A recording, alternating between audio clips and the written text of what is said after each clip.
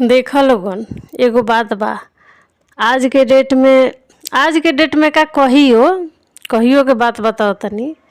जे पतो जवन अगर दू चार गो बात बर्दाश्त करतिया, केहू के ताना बर्दाश्त करतिया, खूब दिन भर काम करतिया, तो ऊ पतो निमन बिया। आई अगर पतो कि नहू अगर कि ताना अगर दे त केहू आ ऊपर अगर दोबारा से कुछ बोल देहली तो बस ओकरा लो ऐसन घटिया खानदान के आदमी हइले नइखे। सबसे घटिया परवरिश ओकरे बा।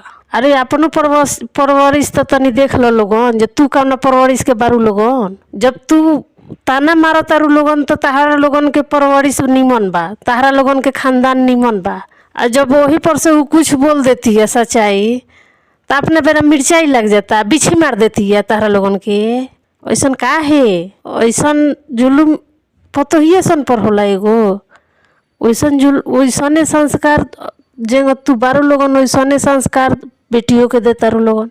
वो जहाँ जा तरी सन तहाँ ताना मेहना मारा तरी सन, भोग तरी सन। त अपना बेरा का तो ओकर ससुई खराब बिया, ओकर खानदान खराब बा, ओकरा घर के परिवार खराब बा।